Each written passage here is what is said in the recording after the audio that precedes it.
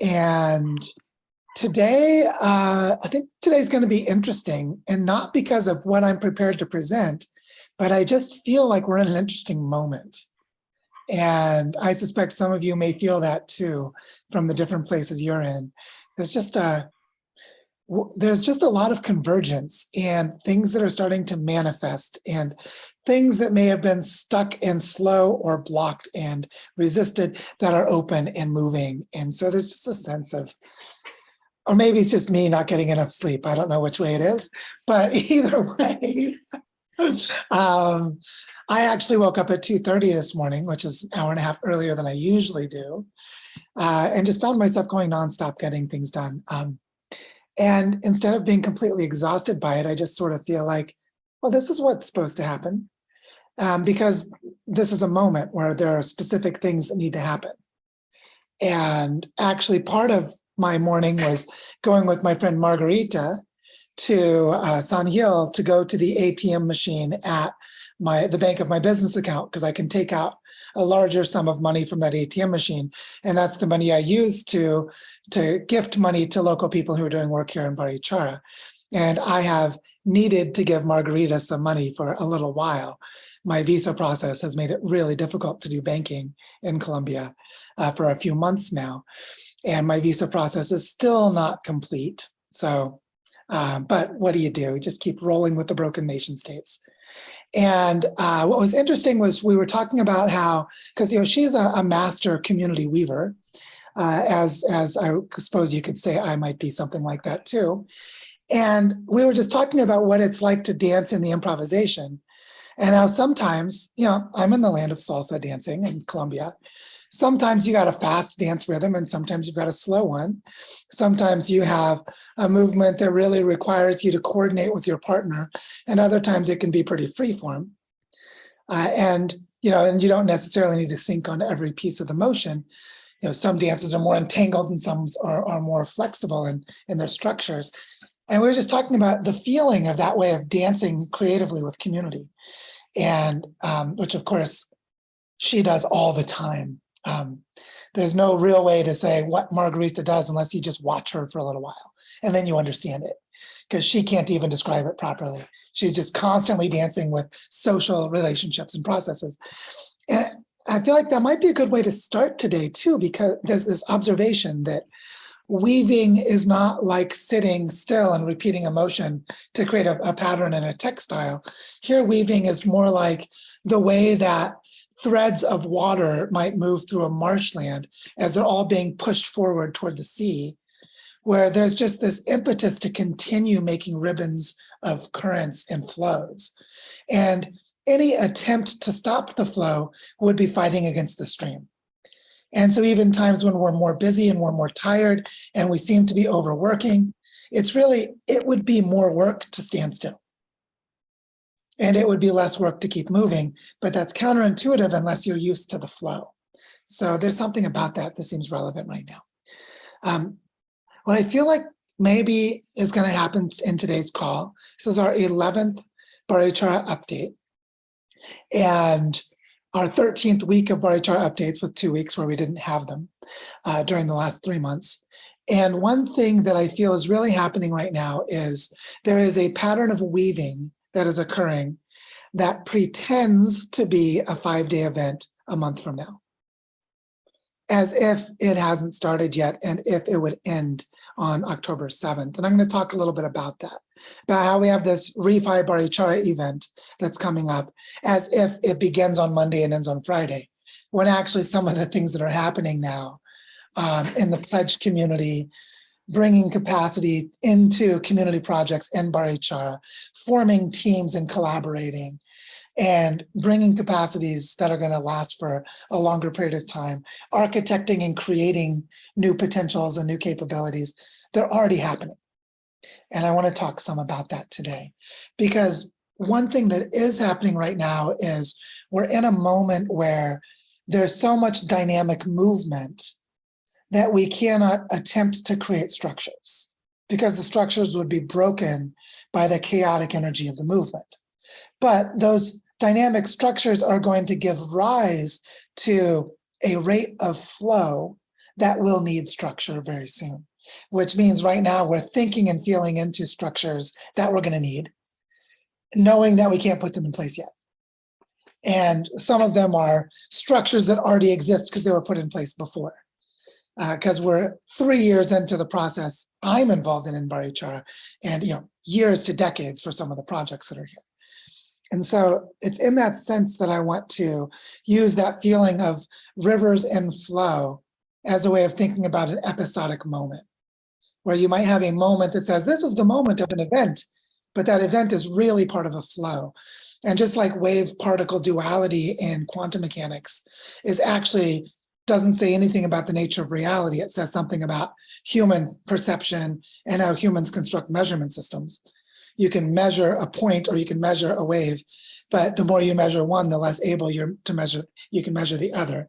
And wave-particle duality is a problem of human perception, not a problem of quantum mechanics. That the same thing of an event and a flow. It's both, just which part are you looking at? And so I think that maybe that flexibility of perception might be helpful for us today. And so I'd like to begin by giving a short presentation to give us some context to frame our conversation and to show you some pictures of some of the things that are happening here. And then we can come back and have plenty of time for an open conversation about what's happening in Barichara and how it relates to other things around the world. And so with that said, I'd love to share my screen and give a brief presentation. So I actually chose this image because I thought it was funny. This is me needing to fidget, that I don't sit still very well. I was the kind of kid who climbed on the sofa more than sat on the sofa. And so I had a great meeting with my friend Felipe 2 days ago. And while we were sitting together in the forest having a conversation, I picked up little twigs and leaves and I made this little sculpture and stuck it in the ground. And then while we're talking, I took a picture of it and realized that this actually captures a very important process of design, which is sometimes we don't know what we're making while we play around with the things around us until it takes a form that makes sense. And sometimes we can only create that which can be expressed with the things that are sitting right in front of us. And so I had these twigs and these leaves and this mud sitting right in front of me as I was sitting cross-legged on the floor of the forest. And I was able to make this little structure. And I feel like in some ways what we're doing to create the Barichara Ecoversity is embodied in this little piece of art. We're just picking up the pieces that are lying around us and giving them some kind of an aesthetic or functional form. The functional form of this piece of art was that it gave my fingers something to do while having a conversation. And the aesthetic part was that I thought it looked cool. And that was enough. That's all I needed to make it. But I think the principle of design, of emergently creating with what's around us, is really important. And for me, this picture is beautiful because I know what I felt like when I was doing it. And so I thought I'd start today's update with this way of thinking about design. Because see, earlier this week, I was having sort of a stressful, weird, lots of strange emotions in me moment. And I thought, you know what I'm good at? I'm good at going into Keynote and making graphics. I wonder if I can make cartoons. Really, it was a weird moment. And so I decided to draw a river and draw some trees using standard shape functionality of Keynote. And then I discovered I was drawing a river and then put this with little trees next to it. And then I put this phrase, learning to bring rivers back to life, as though, the river will start to flow as we place the trees. But then as we place the trees, we'll shape where the river can flow. And the structures and the flow are interacting back and forth with each other. And if you were to try and figure out how did reforestation bring the river back, you would look at the structure of how we planted the trees. But you might actually miss the dynamic process of how it occurred because you wouldn't necessarily know when we planted which trees, where we planted first, what we did to shape the movement of water, how we might have reformed the land with water retention interventions or whatever. But the idea was that you could go back and forth between flow and structure. And I thought this was really interesting because we are learning to bring rivers back to life. But then when I looked at this image again this morning, I realized that this is exactly what we're doing with Refi Barichara on October 3rd through 7th, which is that there's already a flow There were things that happened before, and there are things that are going to happen after, but there's this little moment of structure. This 5-day moment where we are currently creating structure for an interdependent web of field site visits, design immersions, connection to community processes, rootedness to ceremony and ritual, connecting with Web3 and crypto and regenerative practitioners of various kinds. And that the structure will help the flow that comes after, and the flow that came before is already creating structure in preparation for the event itself. And I realized that something really important is happening that I wanted to explain to you all, which is that right now, design teams are self-organizing, and they're self-organizing around the conversation, should I go to Refi Barichara? Yesterday, I hosted 2 calls, I hosted a call and I joined another call. The call I hosted was the pledge community, which the pledge community, for those of you who don't know, are people who pledge to donate $1,000 to the Barichara Ecoversity as an individual or as a group pledge. So these are all people who are devoting themselves with energy, attention, and money to support our work. And what became clear was when I asked everyone, who is planning to come to Refi Barichara? And like half of the people on the call are planning to come, and about a third more are seriously considering it. And it really changed how we talked to each other, that we might actually physically gather together in a month. And then I was on another call an hour later, a group that meets every Wednesday called Working Lands. And it's a group of people working on large-scale landscape restoration using decentralized autonomous organization and NFTs and database architecture for tracking ecosystem change, the kinds of things you'd see at Regen Network, just people doing that kind of work. It turns out more than half of them were in the Denver Boulder area, connected with the Regenerative Community Land Trust and Basin DAO. And a couple of them were in Texas, and one of them was in Tennessee. And we're all talking.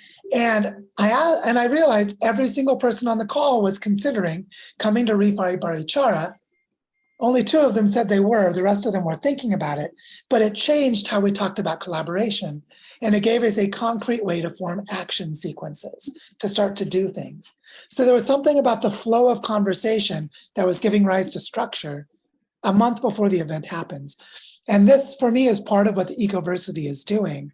It's introducing different ecosystems of learning into our relationships. And we can see that in this structure and flow dynamic. And this relates to a picture I created last Friday when Penny was expressing how on Friday morning we have an action team that formed around fundraising for the Barichara Land Fund. We're trying to raise $500,000 to create a landscape fund in the spirit of Common Land Foundation. And we have a team that's organized around that fundraising. They met on Friday morning. And afterwards, Penny was talking about how she could see new ways to tell her personal story in the process, and that it related to collective storytelling. And then I drew this diagram based on what she was saying. And I said, what's amazing is if we each just tell our own story and inspire others, the fundraising just happens. We don't even do fundraising.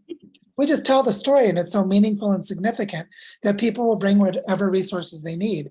And this, again, is a thing of there's this pattern and flow that gives rise to a structure of relationship, a way of relating to our own story and a way of relating to a collective story that we're practicing doing. This is what landscape teams are in managing landscape regeneration. This is what our territorial foundation is doing here in Barichara. This is what the action team for fundraising is doing in the pledge community for the Ecoversity. This is what our organizing team is doing for the Refi Barichara event, is we tell our personal story, and that helps others relate to us differently. And as we each relate to each other differently, new potentials emerge and new patterns arise, and the capacities we need show up. And this is happening all around us right now. Specifically, what's happening here in Barichara sort of takes 2 forms. One is that there are converging models of participation, meaning that we did not have these models of participation before, but as they emerge, they create a convergence between the people. I'll give you an example. There's a guy named Sev Nightingale who works with Regen Network.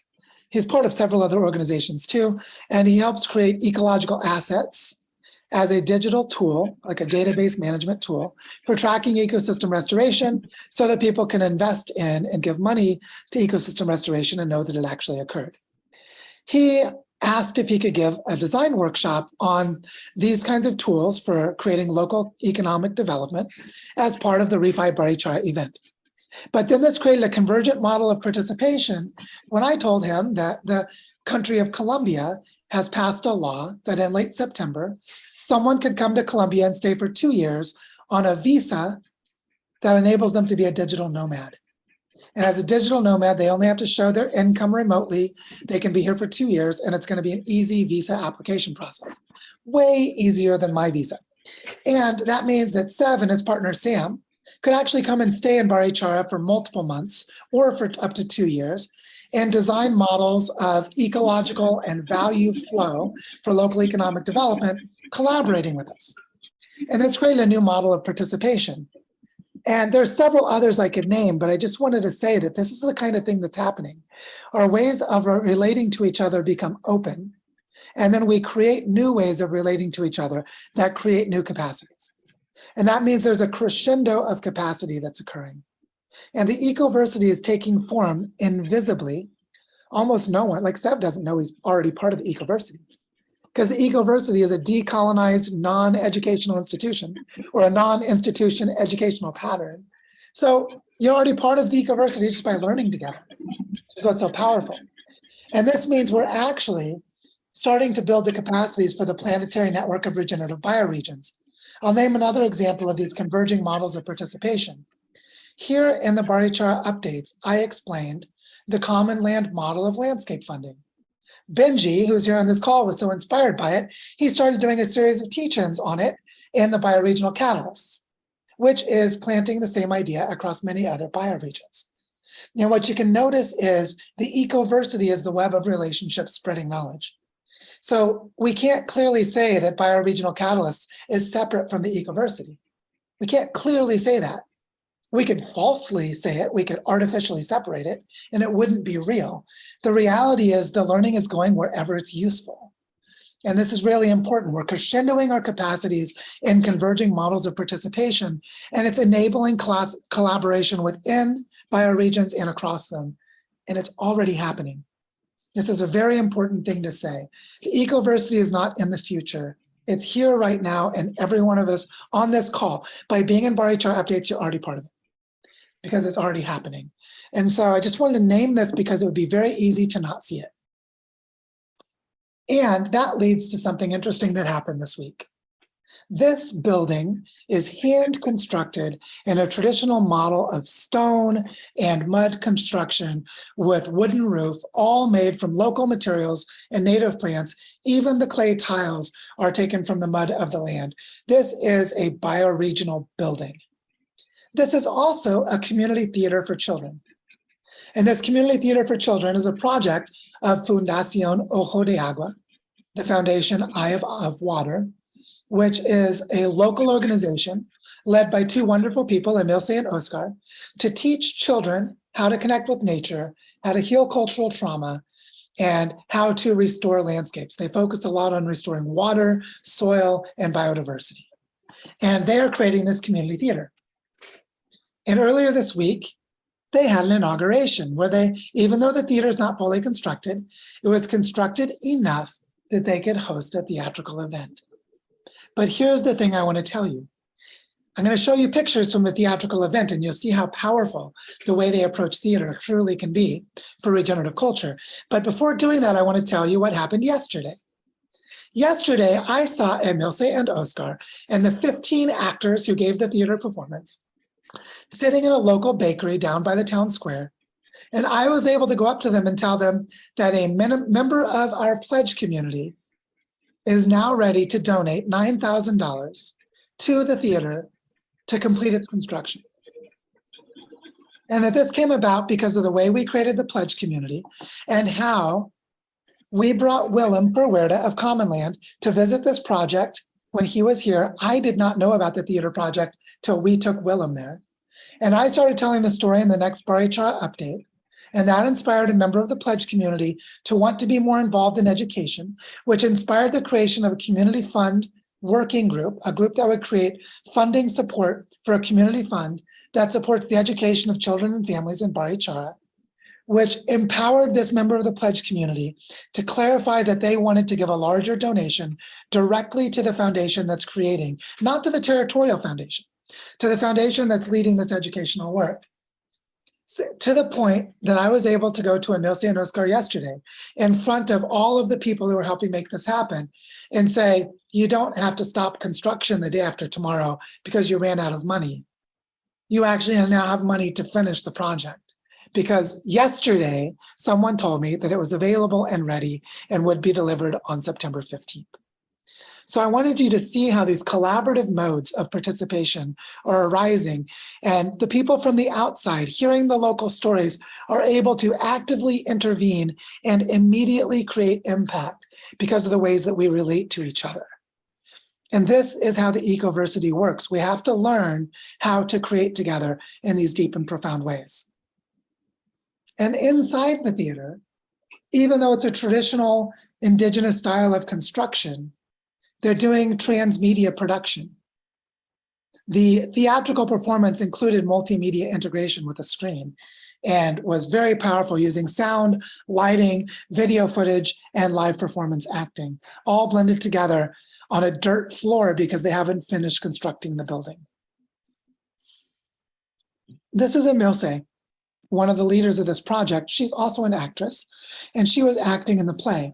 And I want to tell you the story of the play because it'll give you a sense of what they're doing, and it gives you the sense for how powerful stories are in all of this work. This play tells the story of a Quechua family, so it takes place in Peru. It's not in Colombia. And here's Emilce, who's Colombian, acting in the role of an indigenous elder of the Quechua people of the Central Andes. And she is calling upon the spirits of their ancestors because her daughter has gone missing and she's trying to find the bones of her daughter. This actress holding the flower plays the part of her daughter. This Quechua daughter who was kidnapped during one of the conquistador invasions, who was taken to one of the cities as a slave, and who was later murdered by her master, and her bones were buried under the floor of their house. In this scene, the daughter is holding a flower because she can't find the heart of her mother, but she found the flower from an ancestral tree, and the flower reminds her of her mother. And the woman in the mask with the mandolin, who's dressed as a mermaid, is actually a shape-shifting shamanic spirit who is singing songs of the ancestors to guide the Quechua girl back home so that her bones can eventually be found by her mother.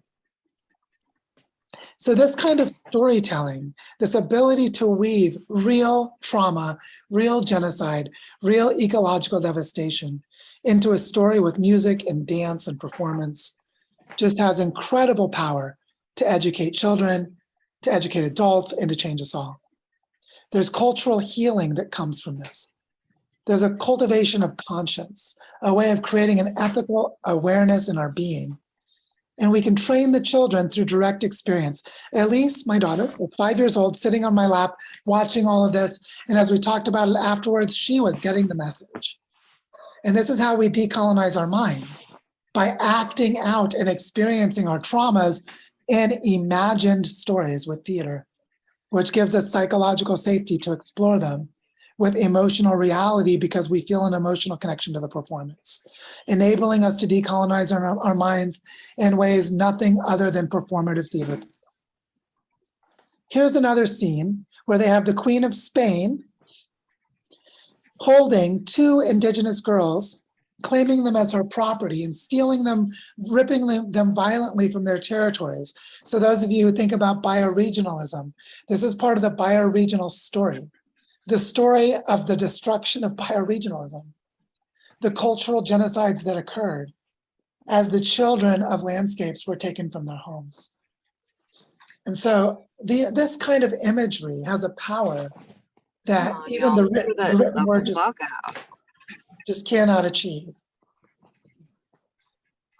And so this helps us remember history. It helps us recover our ancestry. It helps us restore our capacities to relate to the present, and that's what enables us to reimagine the future. So this aspect of cultural alchemy, of cultural creativity with storytelling and theater is of huge importance for intergenerational exchanges between elders and children. Which is why a moment like this is so powerful. Here's Tyler, who's on the call with us, who arrived in Barichara from Earth Regenerators. And Tyler can explain the story if he likes. Elise is teaching him, I was helping, but Elise is teaching him how to dig a hole to plant a cactus in our food forest. What's amazing is when the children see the power of story, the children become storytellers. Elise, who's 5 years old, without realizing it, is already a very powerful teacher. And someone like Tyler, who came from a colonized civilizational place and is searching for deeper connection to belonging and landscape, can actually learn from my daughter, who's been immersed in these bioregional processes. And as all of the children learn about theater and learn these stories, they change the mindsets of the adults, which is an extremely important pathway of regenerative culture. And then arrived Rachel. Rachel arrived in Barichara 2 days ago. She was here before. She's holding a cigar because she and I smoke tobacco as a welcome ritual. For those of you who don't know, tobacco is a sacred plant of the Andes that helps people connect to their male ancestors. Tobacco connects us to the wisdom of our grandfathers.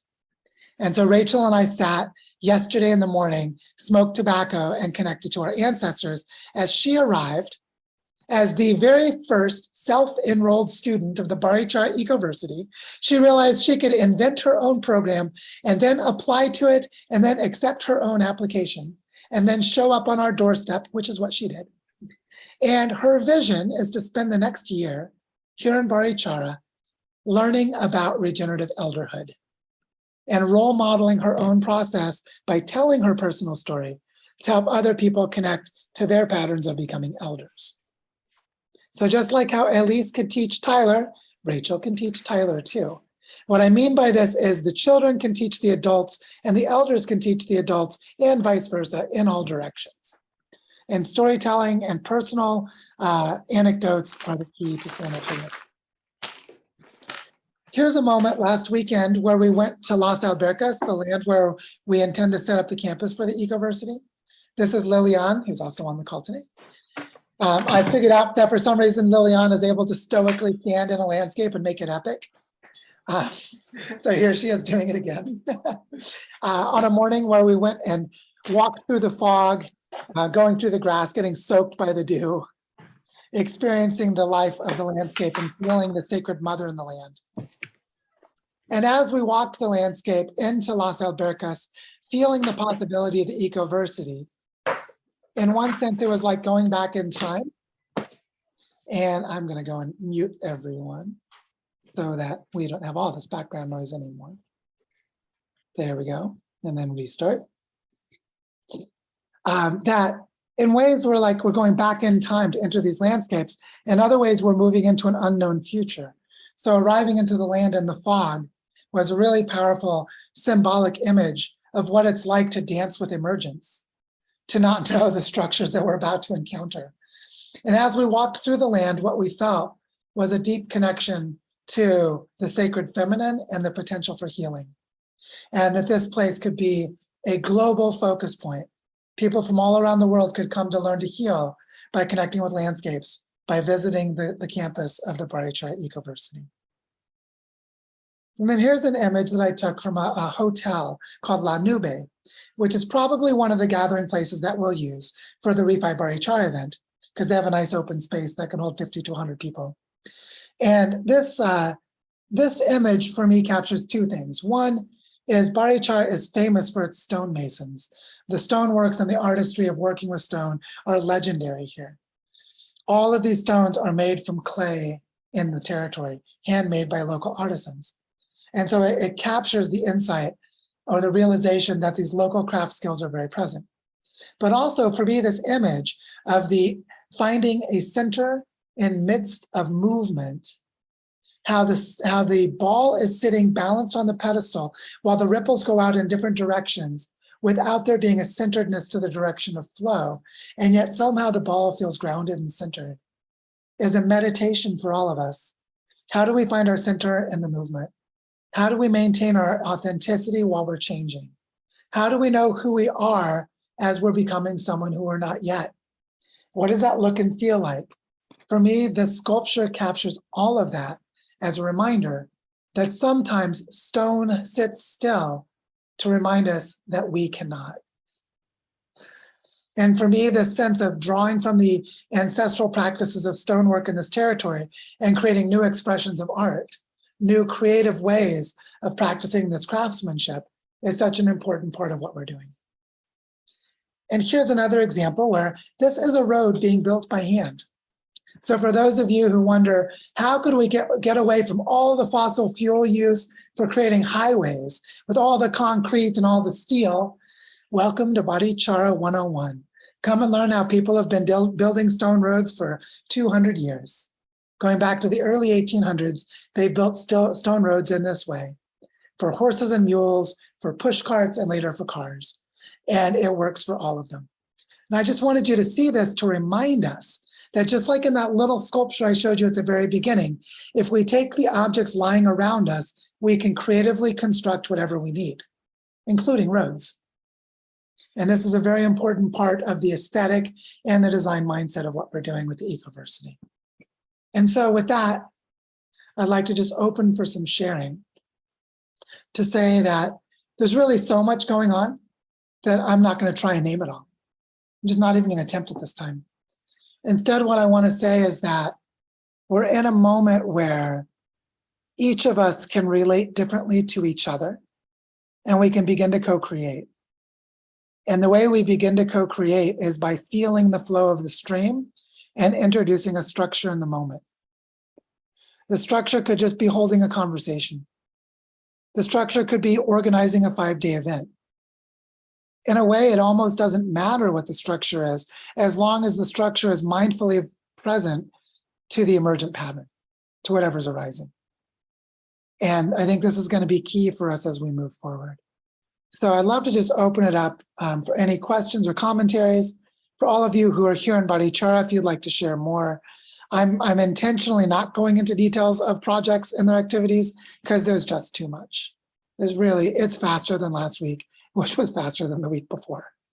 And next week will be faster still. So I just don't want to go there today.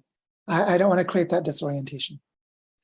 But are there any questions or comments or reflections or sharings that people would like to offer?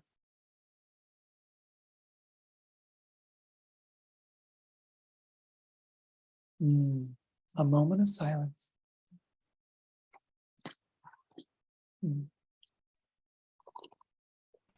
Well, we'll stay in the silence. Oh, Claire, please. Come on in. Yeah, Joe, well, it's more a reflection and just gratitude to what you're expressing. What I think, I was just reading through a project I'd been part of and written up the evaluation, and really what I was trying to express was how it could not be contained within the period of the project. It was the gathering time before it was, we kind of knew when it started, but also that it needs people to be able to sustain those relationships that emerge afterwards. And I just realized how much I've been part of trying to do this, but how difficult it is to express what you've just expressed. And I wanted to just bring in how much I'm appreciating the work of Nora Bateson, and how she is really starting to find language, and her warm data labs, and then her paper, Afani Poesis, where she's really sort of naming that stuff that you can't see. It's the stuff that's in flow, but it is the real stuff. And all I can say is I'm just so grateful to have you expressing what you're expressing. And I loved your imagery of the water. Yeah, so it was more just gratitude and appreciation. Yeah, thank you. No, thank you so much for that, Claire. Really important for us to learn how to see with our minds, to know how to feel with our bodies what is happening. Stan, please. Oh yeah, well, yeah, I think gratitude is, I mean, it is so impressive. So thank you for that. And then I think, we have been very active in the spirit of the gift, several of us here. And I think a lot of that was initially sort of around, fundraising. And I think that's still happening, the spirit of gifting.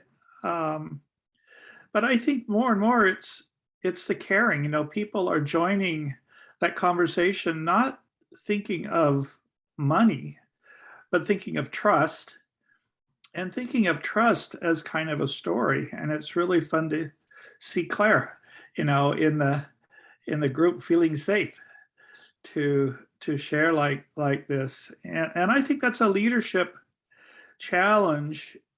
And then I think regenerative community, it's not just at the scale of the world. And, Colombia is a showcase and Barichara is a showcase for its territory. But, we have heritage tomatoes in the backyard. And I can see, Elise, planting, and my granddaughter's coming this weekend. And I think it's at that scale that people need regeneration. It's not just at the big scale. And I've talked a lot with the kids. We've started sort of a regenerative Zoom like this. And we really think we should be doing this with the cousins. And this is the kind of conversation we can do with the families in the cities, Portland and Seattle, but also we can do with the families in the countries that have the orchards or have the grazing challenges, and kind of actually working with grizzlies in Yellowstone. Some of them are doing it right. Anyway, I think it's that the thank you is the storytelling. And I think it is really about the style. And these pictures, of course, I got to see on Facebook already. And that's also so gratifying. It's kind of one of the first things I try to do in the day is what is the landscape doing today, and to share that with my kids in our backyard kind of thing. So thank you. Thank you, Stan. I think what you're describing about connecting it to our own local relationships, like connecting the kids to the cousins, is actually a really big deal. Bigger deal than most of us realize, because we've broken so much of community. And rebuilding it is a multi-generational process. It's just so important. Oh, RJ, if you had your hand up, I didn't see it because I looked for the icons. Yes. I'll try to say this between dog barks. So no. Come on in. Yeah. The local theater, just to say, I'm so glad to see that connecting to the Ecoversity, because I think every university of this type needs a theater, and it can also be an outdoor theater, can be at different venues. That has been such a successful way of bringing all ages together, and especially children. Children want to act. They want to be in theater. They want to imagine. My child does. Yeah, it really works. And our theater was Circle of Stones. We did it at several venues, including big theaters, but also out in the open as well. And we did Green Man Festival several years. We did Gilgamesh. Right now, there's 4 years of Festival Unbound, which is changing Southside Bethlehem. It brings different groups together. There's a place called Little Pond. We have Stonehenge. Theater everywhere fits so well with the Ecoversity. And it can be in one building. That's fine. That's perfectly fine because it draws people together. So that's all I wanted to interject. I just really appreciate hearing that. Yeah. Now, I don't know how many of you know that I studied theater and dance together with physics and philosophy before I was forced to choose a major as an undergraduate student. And then instead of picking one, I chose physics, philosophy, and dance as an interdisciplinary major, which is what my first bachelor's degree was in. And I did a lot of dance and theater while I was taking philosophy, physics, and math classes. And there was something amazing about the integration in my body of going from a differential equations class to a capoeira class. There was something really important about jumping back and forth between the different, because it turns out doing differential equations is also embodied, but most of us don't realize that. It's a human body that does it. But you really know it when you go back and forth between dance and theater and doing math and science. And so that's a major foundation of my life, is the seeking of intellectual together with embodied. And one of the most powerful ways to do that is through theater, because theater can be very intellectual, deeply intellectual. And at the same time, it's performative, so it's done with bodies. And so just to say that I fully agree, the capacity for integration is huge with theater. And when applied to healing cultural trauma, to help people connect to landscapes, it is like just a medicine. It is truly transformational. Just absolutely. So are there any other questions or comments? If not, I have another story I can tell. But if there are, I'd love to make space for them. No, then I will tell a brief story, because there's another thing that's emerging right now. And this comes from one of those things where, you know, when you have something's going well until it goes so well, it creates a problem. And then you have to solve the problem. Right now, we're in one of those situations where there are enough people coming to Barichara that we don't know how to house them. And we don't know how if we're gonna sustain the number of them or not, and there's some challenges with that. And that now we have some people wanting to come longer term as digital nomads, meaning they can come and they can pay rent and they can participate in building stable housing. We don't have to fundraise for them. And it starts to just open a space where a different dynamic can emerge. And that's interesting, because with the Refi Barichara event, we may find that there are half a dozen people who are digital nomads that would like to stay here for 6 months or a year, and that can actually stabilize a community house by paying rent, by sharing the rent of the house. Whereas before it was, well, who would donate the money for the house? Did I raise the money with crowdfunding, or did some couple people donate it? It really shifts the game when people come with income that they can put into supporting housing. And so that opened up just an interesting question. Can we create a framework for stabilizing housing for people to come here and stay in? And it's stabilized by the income of people who pay rent to hold it. And so this is something we're going to start exploring with the Refi practitioners, who many of them are digital nomads. And that this would be a great place for them to practice their work and to live for a period of a few months up to a year, maybe 2 years. And as we're exploring that, I had a conversation with my friend Felipe, which is the time when I made that little sculpture. And Felipe had come to me months ago saying he had an idea for a 1-year program of the Ecoversity, and that it wasn't time to do it yet, but he wanted to talk to me. So when we talked 2 days ago, he brought it up again that he would love to prototype this model. And the model is really powerful because it undoes most of the harm of what universities do. It undoes most of it. Like, for one thing, people need open-ended time to figure out who they are and to lead their own learning process. And so one of the ideas is that people would come to Barichara with a lot of unstructured time to figure out what they want to learn and to lead their own learning processes. But they'd have enough structure to hold them by having a coordinator who would take them out to do field work at Origen del Agua and the Bioparque or other projects in the territory.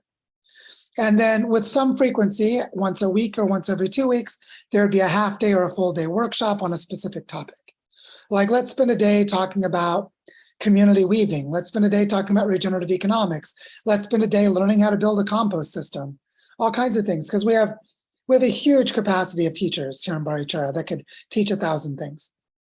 And then as people take the time to get to know the community in the territory and learn Spanish if they don't know it, they can actually start engaging with the local community in a meaningful way and start to do matchmaking for community projects that are actually led by local community members who act as hosts to the visitors who come as students to learn from the local people while doing a project in service to the local people. And so we're starting to imagine a prototype for an educational program that people would need to pay for from the outside to come and attend. And part of paying for it would cover the price of their housing, which means that they would cover some of their housing just like the digital nomads would. And the surplus money that comes in would go to support local people and projects, to manage this work and also to go directly to projects. And so we're starting to envision this. And like I said, it creates a model of participation that we may be able to sustain within a few months. And what's interesting is if we do this, we can easily create a pricing structure or do fundraising to enable scholarships to be given. So it'd be very easy to say, everyone who enrolls in this pays $1,500 a month or $2,000 a month, and their cost of living is actually something closer to $500 a month. So the rest of the money goes to supporting the team that's managing the work, and then the surplus money from there goes into community projects, because a little money goes a really long way here. But if we did that, we could also cover scholarships where maybe 8 people pay and 2 people have scholarships. So we could imagine all kinds of models where this could work. And so we're starting to explore how to create and implement some of these structures so that the Ecoversity really can receive people from the outside in a way that supports local community development and takes care to mindfully avoid extracting from the local culture. Because it'd be very easy for people to come here, learn ideas from the local people, do nothing that actually helps the local people, and then leave. And it'd be very easy for people to have an intellectual training and not do anything on the ground. And it'd be very easy to create a program where people don't have time to get to know themselves and learn who they are through the process. And so we're exploring some things like this that we think the pledge community will actually be very helpful for us to create, because half of the pledge community seems like candidate students for this program, that we can actually prototype it with some of them, that they would want this. And so, and they've already paid in $1,000 for their pledge. So some of them may actually already have their admission for prototyping it. So we don't even know yet. We're starting to explore some of these things. It's very early days, but I wanted to share this with you just so that you could see that there are new structures coming into being. They're not quite clear yet. There are more details than what I just said. I don't want to paint it as this is exactly what the program is. I want to give you more a sense of the kinds of things we're thinking about, because it might actually change quite a bit before it's offered. But as you start seeing it with an offering like this, some of you as elders could actually donate money to support younger people to do this. And others could actually find the money from their own families or have their own money to do this. Someone like Jacob, who's here, who would have really benefited from this structure if someone could have funded him to do this, right, Jacob? So we're thinking like what we can learn by what structures weren't here and what structures we might create as we're sort of messy in the time in between. And so just to say, there's this kind of thinking is definitely present too, and is part of the mix. So Claire and then Mitty. So Claire, on to you. Thanks, Joe. Well, yeah, no, this thing of beauty seems to be growing, and the potential of some of the things that will happen and take root is amazing. But I'm wondering about, when I think about places that have been regenerated, I'm sort of thinking about places like, I think it was Chicago, where it was completely, the artists moved in, and there was like, it started to basically regenerate these areas that then became, suddenly they had an economic value that they didn't have before. And that extractive aspect started to kind of move in, and actually can then, the gentrification can then move in and try and basically it just, the way to go basically destroys what is being created. And I'm just wondering if there's some lessons from those examples that just, it keeps happening because it's a pattern that we've seen. Like what can be done at this stage to sort of thwart that. And I also recognize that continuing to keep to build the culture is probably the most resilient thing you can do. But I still think that extractive piece is strong enough that it can destroy. And so anyway, just some thinking around that. Yeah, I'll add a comment or two and then invite Mitty and say, part of this is how do we structure agreements? Actually, a big part of it. So a lot of it is about governance. And one thing I learned about community land banks, which is different from a community land trust, because it's got an extra element, which is that a community land trust, for those of you who don't know, is that a group of people agree to share ownership and limit use of a piece of land.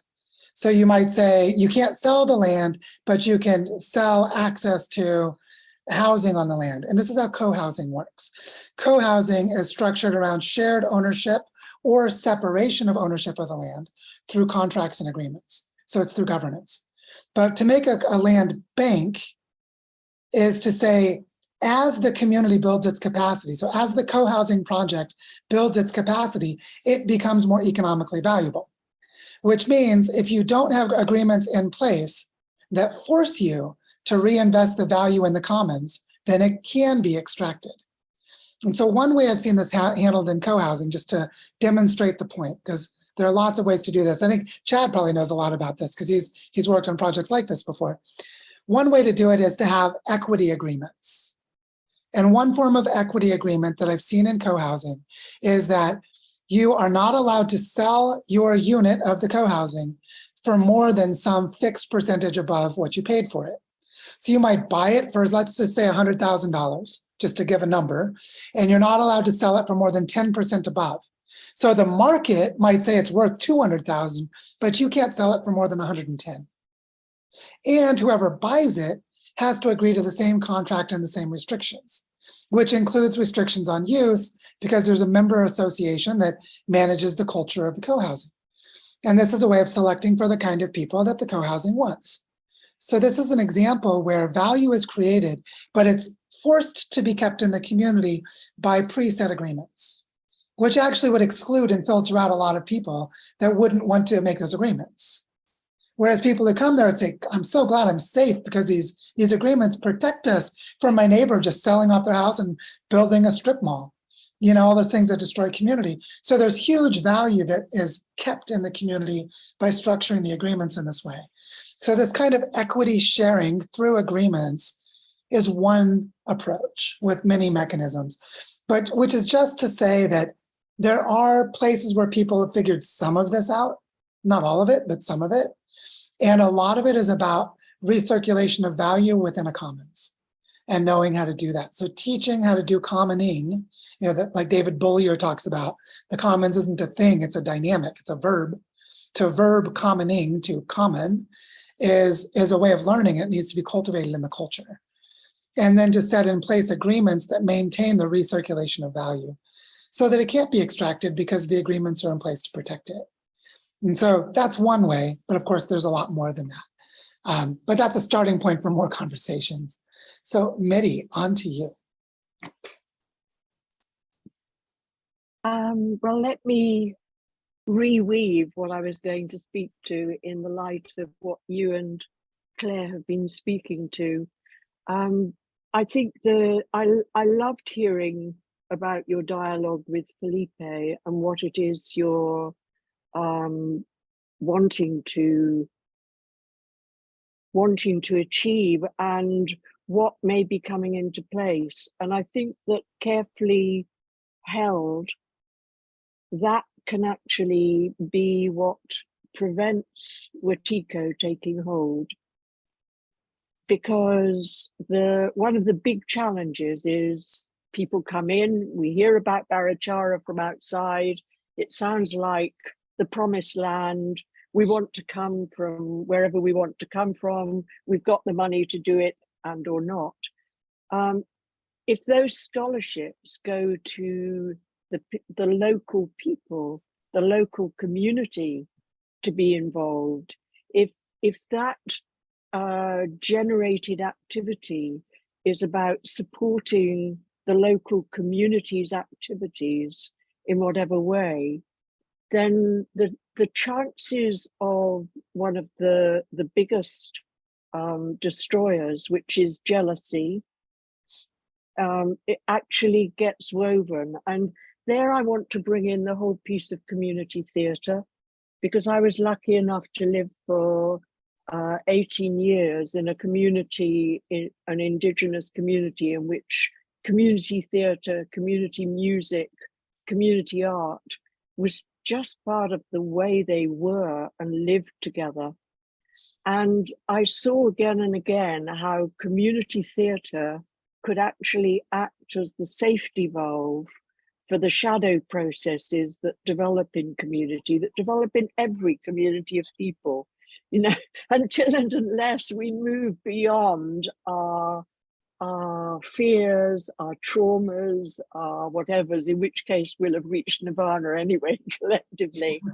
We're going to encounter fear of missing out. We're going to encounter oh gosh, look, they had the chance and I didn't. It's so natural, all of this stuff. And that's where the community storytelling and the community theatre can really act as this kind of a safety valve. And I just to complete that, I want to thank you, because you reminded me of the conversation we had last week in the fund group. And I realized I spent a lot of time supporting different projects and people. And one of the projects I'm supporting at the moment is my own step-grandson. And what you remind me is, in trying to support him in his project, which is to create a cartoon. This is a kid who's been cartooning since he was 3 years old. Without television, he has been cartooning since he was 3 years old. And he's now 20 something, and he's a father. And what I realize I haven't been doing is telling the story of my step-grandson. I've been talking about his project and why it's a wonderful project to support, but I haven't actually been telling the story of why he's an amazing human being and my relationship with him, which interweaves and can actually maybe even bring a few more euros into his project. So thank you for that, Joe. And thanks to everybody for the richness of this dialogue. So many ideas come to me as a result of just listening to the weave of these Barichara updates together. I think you've just transferred your learning journeys, by the way. I don't think anything's different. That was the whole idea. Stan, please, welcome. Oh yeah, well, I love the weaving and the storytelling, and I love the Ecoversity idea. One thing, in the stories, they're very human-centric, and of course, those are very, fear and shadow, inducing kind of things. But I think part of the ownership of the land isn't just people. It's biodiversity. And one of the things I think you really embody, that I'd like to hear your balancing of biodiversity. So not only your daughter being in a multi-generational environment, but your daughter learning to listen to the plants and listening to the bees, and your traditions, your patterns around sunrise, sunset, the water flow, the dirt, because I think the ownership, the commoning, isn't just commoning among people, among assets.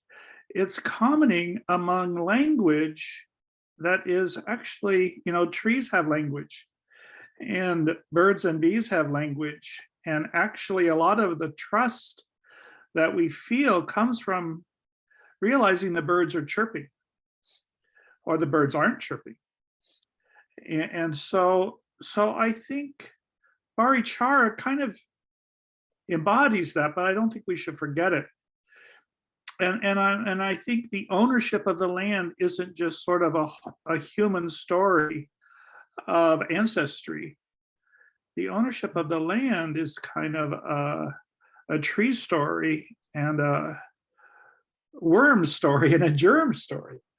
And I think, fundamentally at the heart of a story, your body is a germ farm.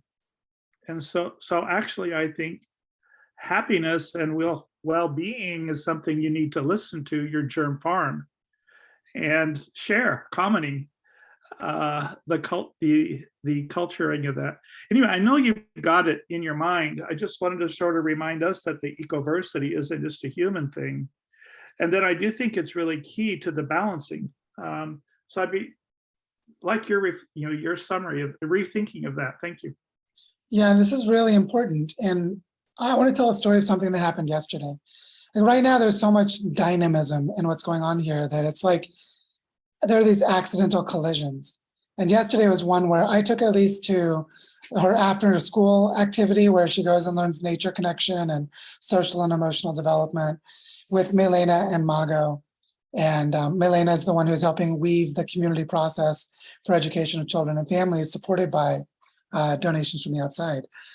And so I was coming back from dropping Elise off, and as I'm walking to the house, there's a woman that I know. I don't know her name, but it's a woman I know because she works as a receptionist in one of the hotels. And so I just wave at her, and we say hi. We don't really know each other, but we happen to be walking down the hill together. And so we spend about 5 minutes walking as I'm coming back to my house. And then she goes on as I get to my house. But in those 5 minutes, she asks how the reforestation work is going. And she mentions that her sister works at the Hotel La Nube, which is the hotel that had that stone sculpture with the ball and the rings.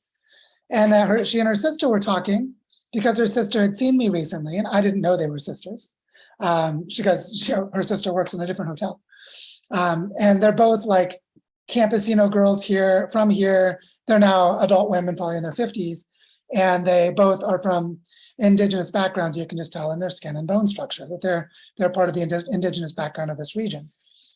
And what she starts to say, as I tell her, we're not just doing reforestation, we're actually doing cultural regeneration, and we're working at the territorial scale. I'm just mentioning this because we walked for 5 minutes. It's a short conversation.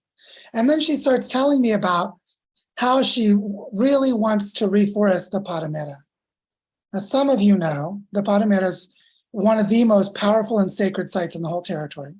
We're actually planning on our next Syntropic Agroforestry workshop to begin regenerating the watershed of the Paramera. And it's an extremely important place.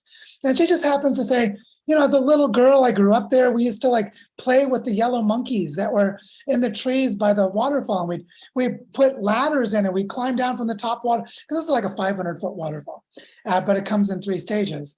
And she's like, we used to climb down from one part to another and play with the nutria, which are the river otters.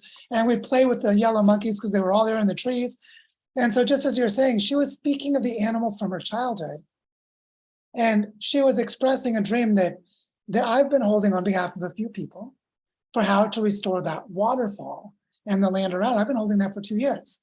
It's such a big, expensive, challenging project that we're very slowly figuring out how to approach it.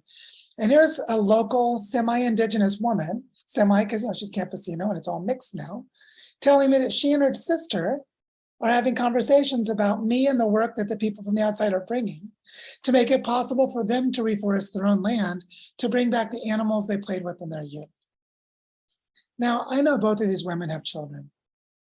And so they're really thinking of their kids and how their kids didn't have the language of biodiversity because all the rivers have died in the last 15 or 20 years. Whereas when these two women, when they were kids, they had law. It's in living memory. And so there's something really powerful about the living memory of the adult women who know what the biodiversity was like when they were kids. And so this is something that the theater work can really do, because a great thing to do with theater is to personify the rest of nature. Let the frog speak, let the spider speak, let the river speak, and that can all be done in story. And so, which is just to say that this is a very potent area of exploration, and it's already happening in the community in a lot of ways. Kathy, I see your hand is raised. Please, welcome. Thank you. Yeah, I wanted to give a shout out to a couple of people who are here, Tyler and Jacob, for how they rolled up their sleeves and went to work and got busy digging what's known as a zanja for the biogas digester that's going to be on the land of Paul. So that was a wonderful day. Those work days are called mingas here. When you get a group of people together, we were very impressed to see how much Paul had already done just on his own. And he's a tough guy. he's amazing. He's amazing, and he just kind of minimizes it. And when you're working alongside Paul, he'll engage you into a wonderful conversation about the divine feminine in nature, and he's just an amazing person to work with and share with. And we also got to admire the Syntropic Agroforestry project and how it is just burgeoned forth with so much growth just in the last 3 weeks since that was installed. And then Margarita has been weighing in on the whole biogas issue. And every day she says to me, make sure that when Lilian teaches that workshop in October, that she puts a lot of emphasis on the use of biogas as a treatment for human waste. So I couldn't help chiming in when we talk about restoring a waterfall. If we could get the human waste out of these rivers. Oh, your microphone's moved a little bit away from your mouth. So I don't know if you have a microphone on your headphones, but it's getting hard to hear there for a second. Oh, is this better? Much better, thank you. Okay, sorry about that. Yeah, so just the dream, well, for me, one of my big dreams is that the rivers will run pure with no human waste going in. And so the fact that biogas digestion could be one aspect of that, it's just giving me a lot of hope. Thank you. Yeah, no, thank you for that update. And this relates to something I think is really important, which is all of us who come from the outside, we sort of stumble our way around for a while until we figure out where we can actually help. And I actually think it's really good that we do that. Just like in permaculture, there's a period of time where you just observe. And so sort of stumbling around is extremely valuable to do, to just really not try to do too much and just try to pay attention and be helpful and realize that you don't actually know how to be helpful until you've been here for a little while. And so that's an important part of unlearning that I think is foundational in all of this. And I wanted to maybe start to bring us to a close, since we've now gone for a little over an hour, by showing a concrete thing that's starting to take form that I'm hoping Chad is already weaving himself into, because I think it's got a lot of potential. And that goes back to what I'd said about Sev and Sam, who are currently in Madison, Wisconsin, but they're planning to come here for the Refi Barichara event and then stay longer. And they both work with Regen Network and other groups to create ecological assets and try to measure how value flows in a local economy. Because one of the big problems with ecological assets like carbon credits is that big institutional players have markets for them, but there's really no mechanism for small players to work. Because how do you measure carbon sequestration of like a 1 hectare piece of land? It's such a tiny amount of carbon sequestered that a big investor wouldn't know how to give you money. Like what, they're gonna give you half a penny of a big, like they don't know how to do it. So there's this huge challenge in figuring out how people who want to be sure that ecological restoration occurs, where there's some data that shows we're tracking it, and you see the value flow in money converted to ecological outcomes and converted into community supports. This is value flow with ecological assets like clean water, like healthy soils, like biodiversity, like embodied carbon in a forest. All these things have economic value, but people don't know how to value them because they don't know how to measure how they work in a local economy. And so this is the kind of work that Sev and Sam do.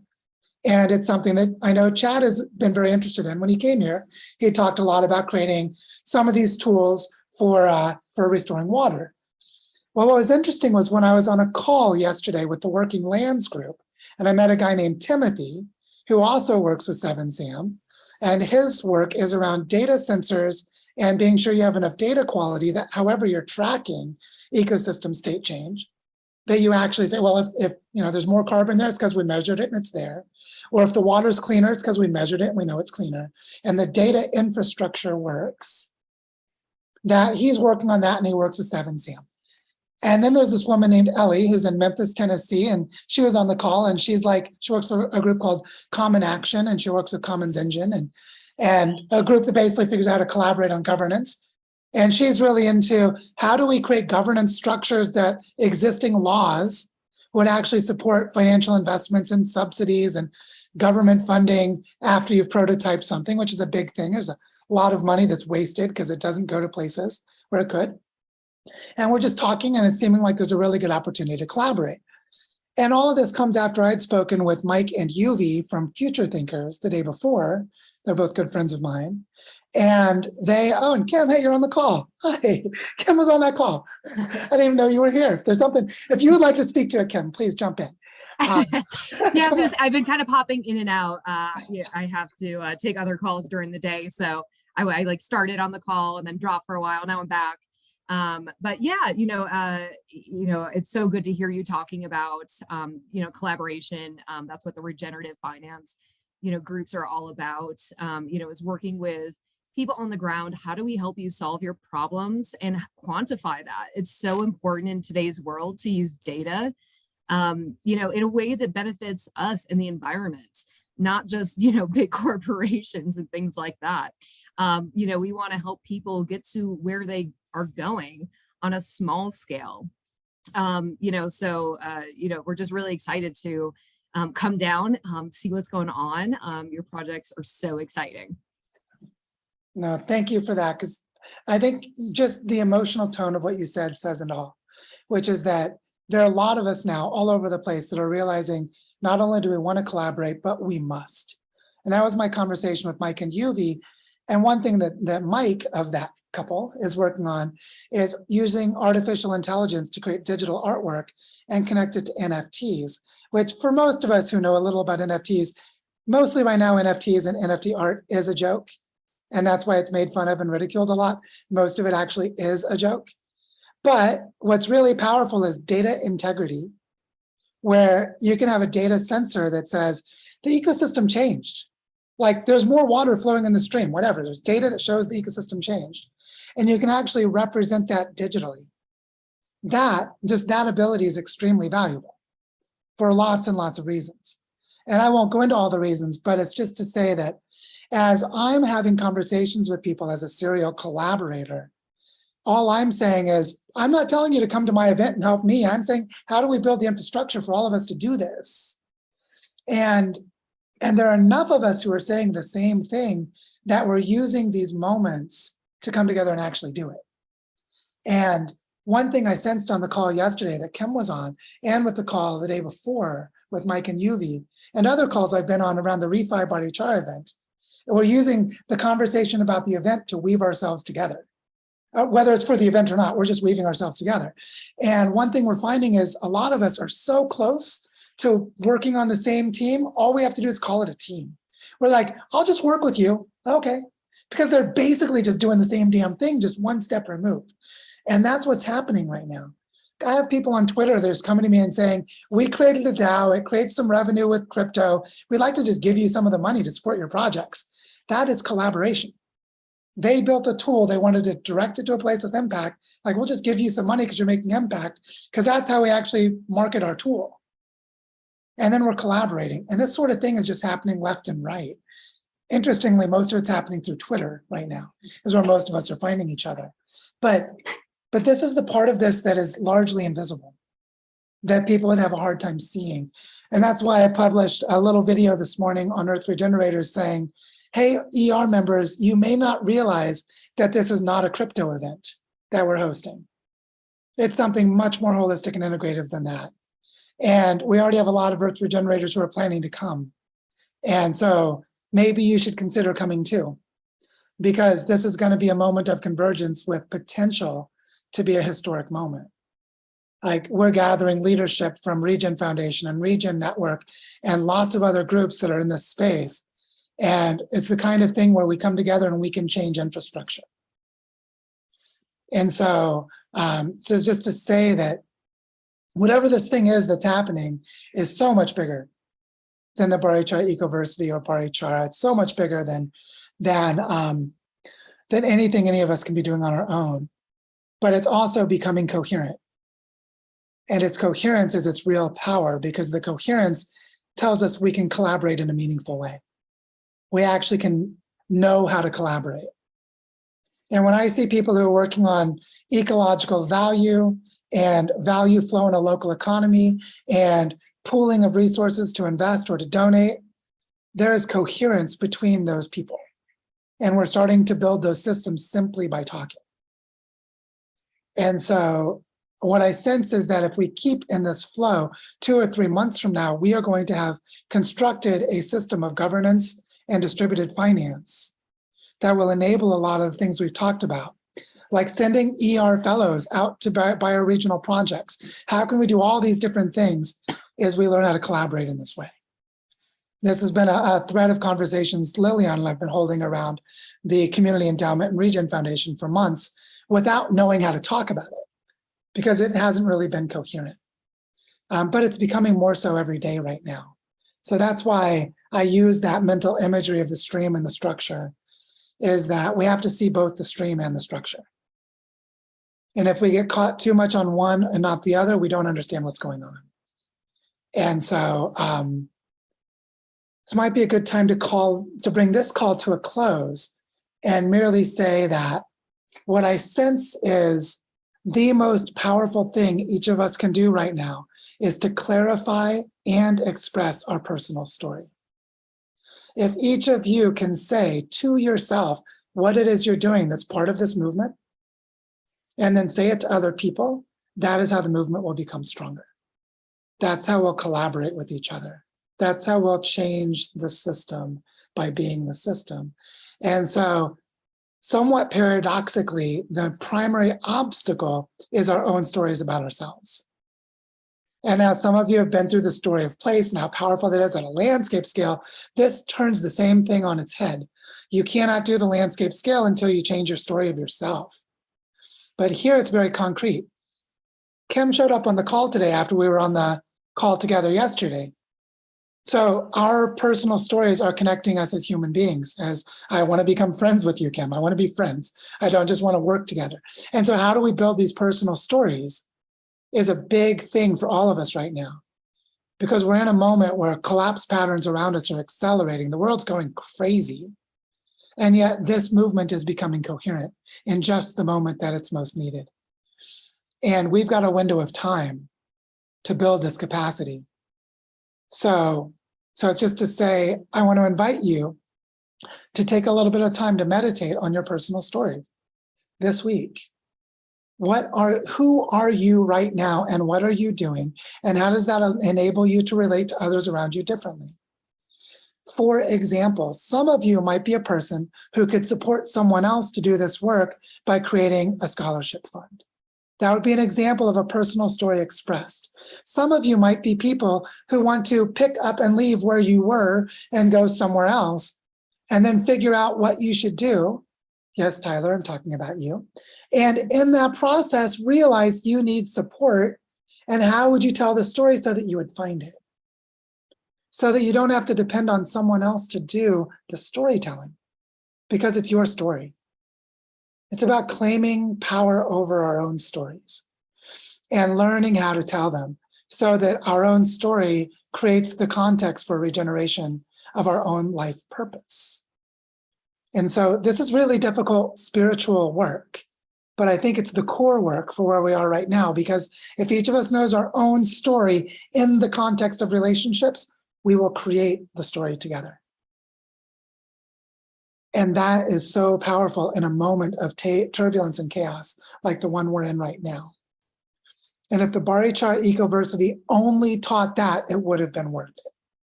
And I think we're going to do a lot more. So that's my homework invitation for you, is reflect on your personal story as it relates to all of this. And then come back into relationship with others around you to create that story, to live it out.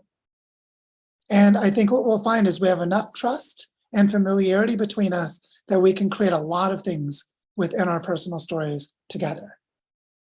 And it's actually, that's the part that's a lot of fun, because that's where you form deep friendships, is in that place. That's where deep, lasting friendships come from. And so with that, let's step back into the stream, ask what structures we should create to guide its flow, and know that you are all welcome here October 3rd through 7th for Refi Barichara, and before and after, or wherever you should be. You're welcome wherever you should be in your own personal story as all of this is unfolding. And let our story here help your story there, and vice versa, because that's how we're going to build all of this, is sharing our stories. So thank you everyone for your attention, for the conversation, and for stepping into this crazy stream to see what the white water feels like. For me, it froths in my toes. Kind of tickles. So thank you, everyone.